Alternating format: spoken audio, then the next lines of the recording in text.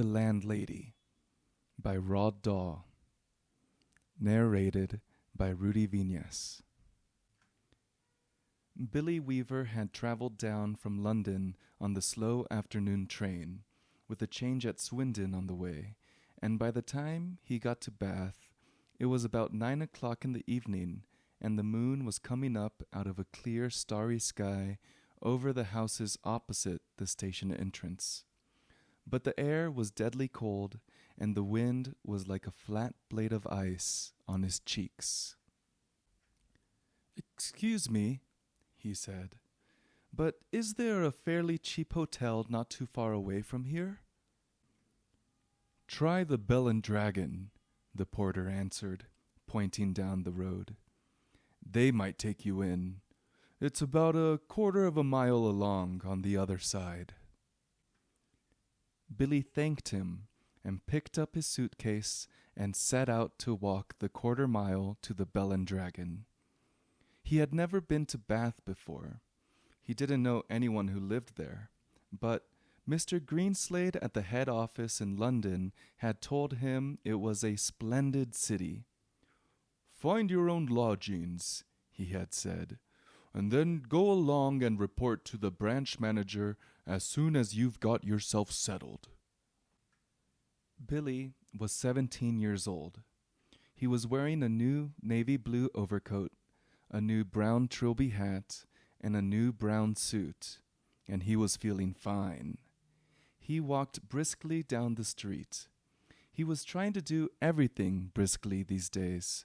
Briskness, he had decided, was the one common characteristic of all successful businessmen. The big shots up at head office were absolutely fantastically brisk all the time. They were amazing. There were no shops on this wide street that he was walking along. Only a line of tall houses on each side, all of them identical. They had porches and pillars and 4 or 5 steps going up to their front doors, and it was obvious that once upon a time they had been very swanky residences. But now, even in the darkness, he could see that the paint was peeling from the woodwork on their doors and windows, and that the handsome white facades were cracked and blotchy from neglect.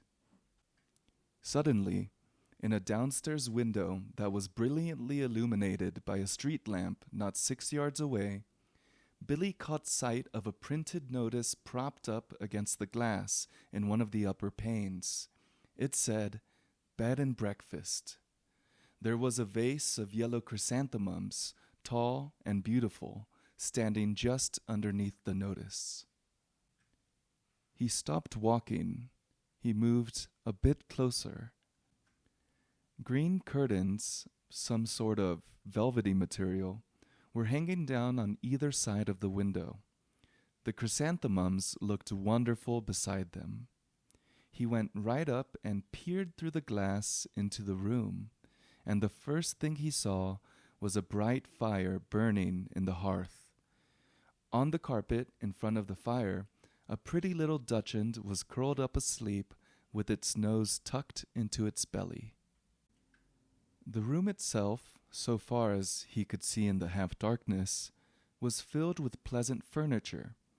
There was a baby grand piano and a big sofa and several plump armchairs, and in one corner he spotted a large parrot in a cage. Animals were usually a good sign in a place like this, Billy told himself, and, all in all, it looked to him as though it would be a pretty decent house to stay in. Certainly, it would be more comfortable than the Bell and Dragon. On the other hand, a pub would be more congenial than a boarding house. There would be beer and darts in the evenings, and lots of people to talk to. And it would probably be a good bit cheaper, too. He had stayed a couple of nights in a pub once before, and he had liked it. He had never stayed in any boarding houses, and to be perfectly honest, he was a tiny bit frightened of them. The name itself conjured up images of watery cabbage, rapacious landladies, and a powerful smell of kippers in the living room. After dithering about like this in the cold for 2 or 3 minutes, Billy decided that he would walk on and take a look at the Bell and Dragon before making up his mind. He turned to go, and now a queer thing happened to him. He was in the act of stepping back and turning away from the window when all at once his eye was caught and held in the most peculiar manner by the small notice that was there. Bed and breakfast, it said. Bed and breakfast, bed and breakfast, bed and breakfast. Each word was like a large black eye staring at him through the glass, holding him, compelling him, forcing him to stay where he was and not to walk away from that house. And the next thing he knew, he was actually moving across from the window to the front door of the house, climbing the steps that led up to it, and reaching for the bell. He pressed the bell. Far away in a back room, he heard it ringing, and then at once, it must have been at once, because he hadn't even had time to take his finger from the bell button, the door swung open, and a woman was standing there. Normally, you ring the bell and you have at least a half-minute's wait before the door opens, but this dame was like a jack-in-the-box. He pressed the bell, and out she popped. It made him jump. She was about 45 or 50 years old, and the moment she saw him, she gave him a warm, welcoming smile. "Please, come in," she said pleasantly. She stepped aside, holding the door wide open, and Billy found himself automatically starting forward into the house. The compulsion, or, more accurately, the desire to follow after her into that house was extraordinarily strong. "I saw the notice in the window," he said, holding himself back. "Yes, I know. I was wondering about a room." "It's all ready for you, my dear," she said. She had a round pink face and very gentle blue eyes. "I was on my way to the Bell and Dragon," Billy told her, "but the notice in your window just happened to catch my eye." "My dear boy," she said, "why don't you come in out of the cold?" "How much do you charge?" 5 and 6 pence a night, including breakfast." It was fantastically cheap. It was less than half of what he had been willing to pay. "If that is too much," she added, "then perhaps I can reduce it just a tiny bit. Do you desire an egg for breakfast? Eggs are expensive at the moment. It would be 6 pence less without the egg." 5 and 6 pence is fine," he answered. "I should like very much to stay here." "I knew you would. Do come in." She seemed terribly nice. She looked exactly like the mother of one's best school friend welcoming one into the house to stay for the Christmas holidays. Billy took off his hat and stepped over the threshold. "Just hang it there," she said, "and let me help you with your coat."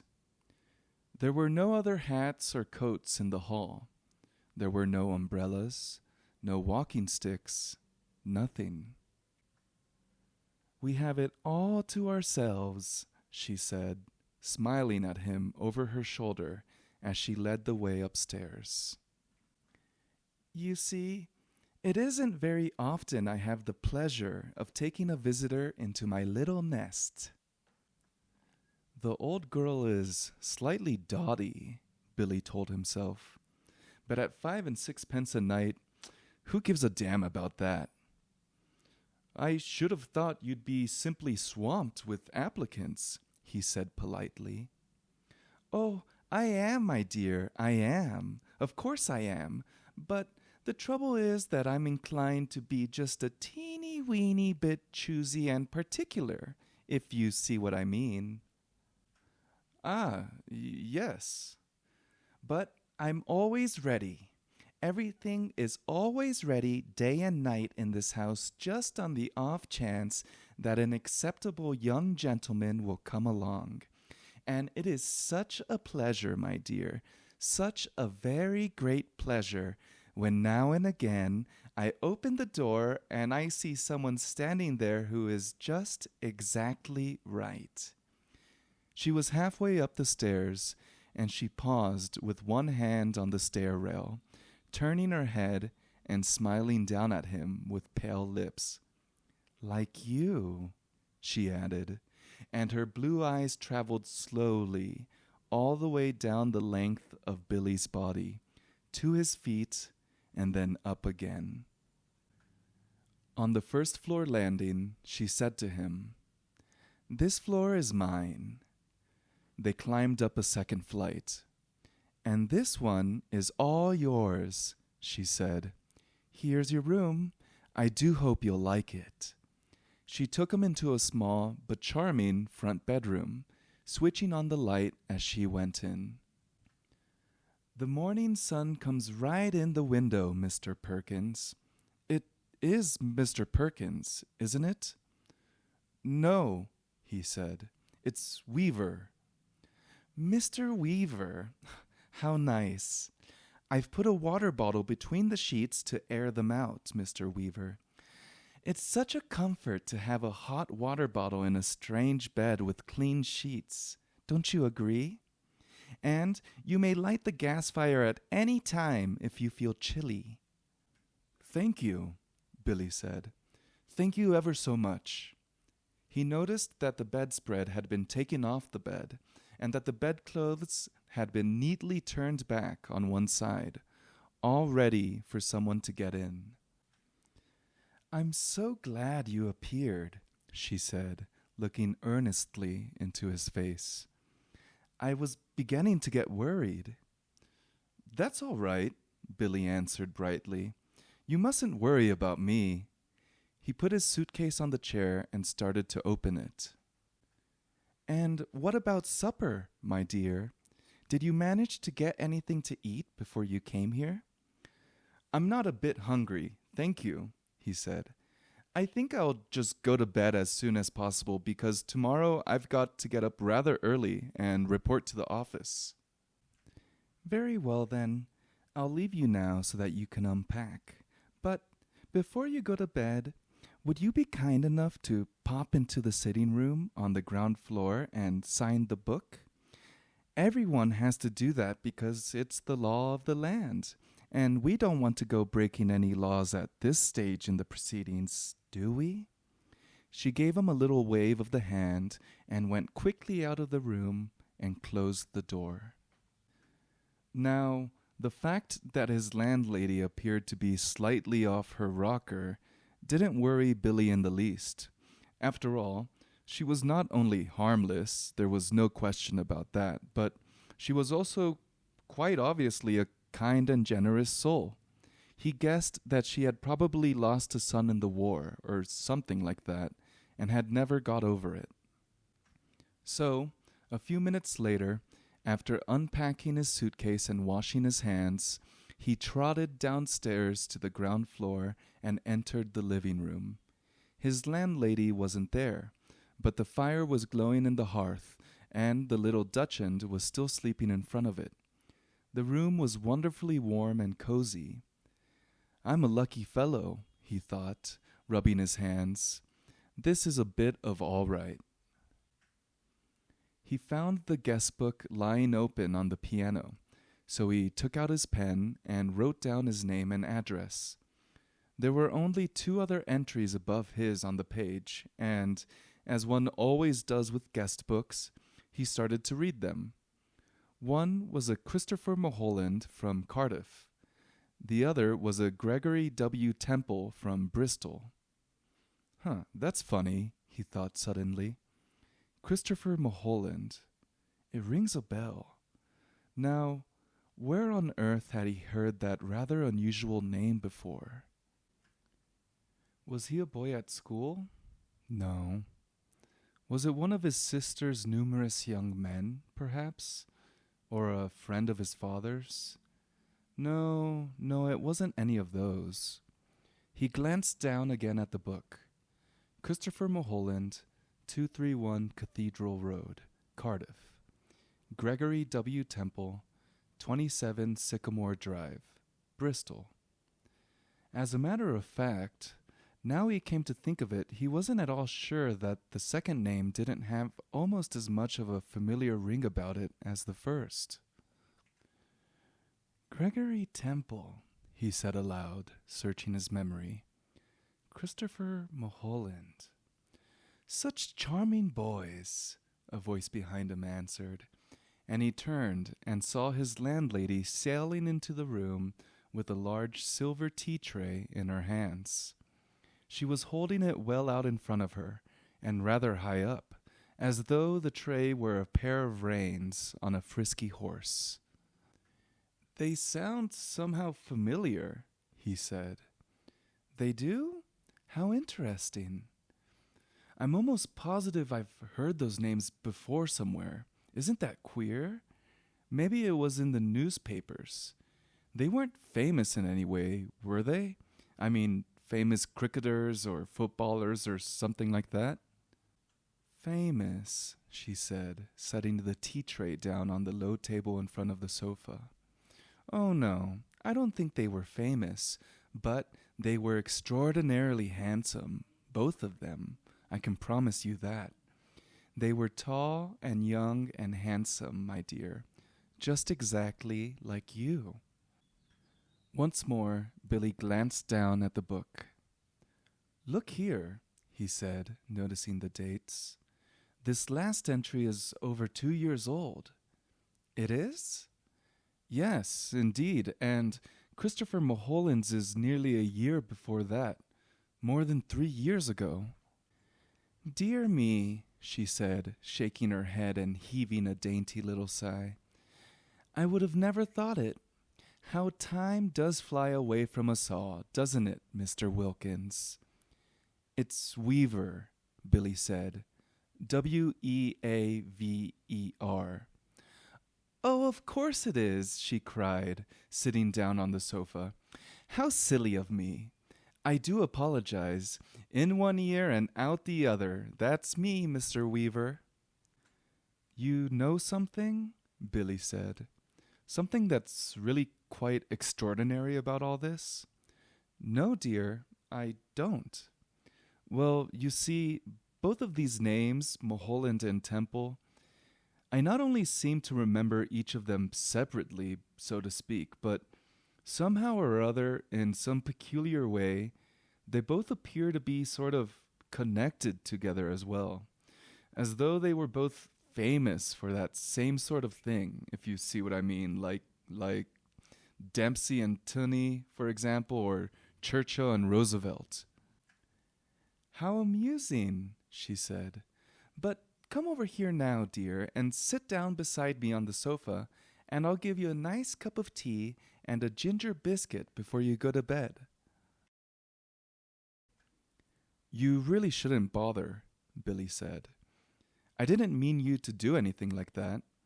He stood by the piano, watching her as she fussed about with the cups and saucers. He noticed that she had small, white, quickly moving hands and red fingernails. I'm almost positive it was in the newspapers I saw them, Billy said. I'll think of it in a second. I'm sure I will. There is nothing more tantalizing than a thing like this, which lingers just outside the borders of one's memory. He hated to give up. Now, wait a minute, he said. Wait just a minute. Mulholland? Christopher Mulholland. Wasn't that the name of the Eden schoolboy who was on a walking tour through the West Country and then, all of a sudden... Milk? She said. And sugar? Yes, please. And then all of a sudden... Eden schoolboy, she said. Oh no, My dear, that can't possibly be right, because my Mr. Mulholland was certainly not an Eton schoolboy when he came to me. He was a Cambridge undergraduate. Come over here now and sit next to me and warm yourself in front of this lovely fire. Come on, your tea's all ready for you. She patted the empty place beside her on the sofa, and she sat there smiling at Billy and waiting for him to come over. He crossed the room slowly and sat down on the edge of the sofa. She placed his teacup on the table in front of him. "There we are," she said. "How nice and cozy this is, isn't it?" Billy started sipping his tea. She did the same. For half a minute or so, neither of them spoke, but Billy knew that she was looking at him. Her body was half turned towards him, and he could feel her eyes resting on his face, watching him over the rim of her teacup. Now and again, he caught a whiff of a peculiar smell that seemed to emanate directly from her person. It was not in the least unpleasant, and it reminded him, well, he wasn't quite sure what it reminded him of. Pickled walnuts? New leather? Or was it the corridors of a hospital? "Mr. Mulholland was a great one for his tea," she said at length. "Never in my life have I seen anyone drink as much tea as dear, sweet Mr. Mulholland." "I suppose he left fairly recently," Billy said. He was still puzzling his head about the two names. He was positive now that he had seen them in the newspapers, in the headlines. "Left?" she said, arching her brows. "But my dear boy, he never left. He's still here. Mr. Temple is also here.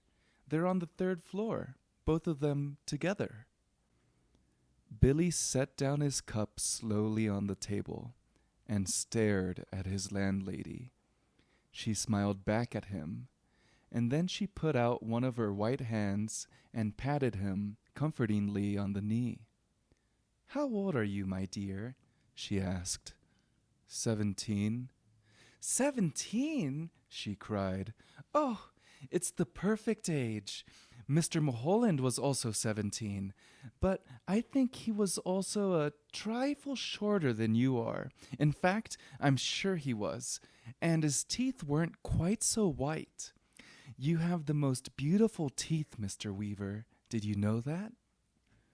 "They're not as good as they look," Billy said. "They've got simply masses of fillings in them at the back." "Mr. Temple, of course, was a little older," she said, ignoring his remark. "He actually was 28, and yet I never would have guessed it if he hadn't told me. Never in my whole life. There wasn't a blemish on his body." "A what?" Billy said. "His skin was just like a baby's." There was a pause. Billy picked up his teacup and took another sip of his tea. Then he set it down again gently in its saucer.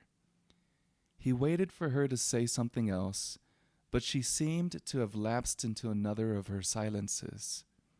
He sat there, staring straight ahead of him into the far corner of the room, biting his lower lip. "That parrot," he said at last. "You know something? It had me completely fooled when I first saw it through the window from the street. I could have sworn it was alive. Alas, no longer." "It's most terribly clever the way it's been done," he said.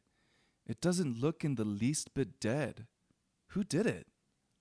"I did." "You did?" "Of course," she said. "And have you met my little Basil as well?" She nodded towards the Dachshund curled up so comfortably in front of the fire. And suddenly, he realized that this animal had all the time been just as silent and motionless as the parrot. He put out a hand and touched it gently on the top of its back. The back was hard and cold, and when he pushed the hair to one side with his fingers, He could see the skin underneath, grayish black and dry and perfectly preserved. "Good gracious me," he said. "How absolutely fascinating." He turned away from the dog and stared with deep admiration at the little woman beside him on the sofa. "It must be awfully difficult to do a thing like that." "Not in the least," she said. "I stuff all my little pets myself when they pass away. Will you have another cup of tea?" "No, thank you," Billy said. The tea tasted faintly of bitter almonds, and he didn't much care for it. "You did sign the book, didn't you?" "Oh, yeah. That's good, because later on, if I happen to forget what you were called, then I can always come down here and look it up. I still do that almost every day with Mr. Mulholland and Mr. Temple," Billy said. "Gregory Temple. Excuse my asking, but haven't there been any other guests here except them in the last 2 or 3 years?" Holding her teacup high in one hand, inclining her head slightly to the left, she looked up at him out of the corners of her eyes and gave him another gentle little smile. "No, my dear," she said, "only you."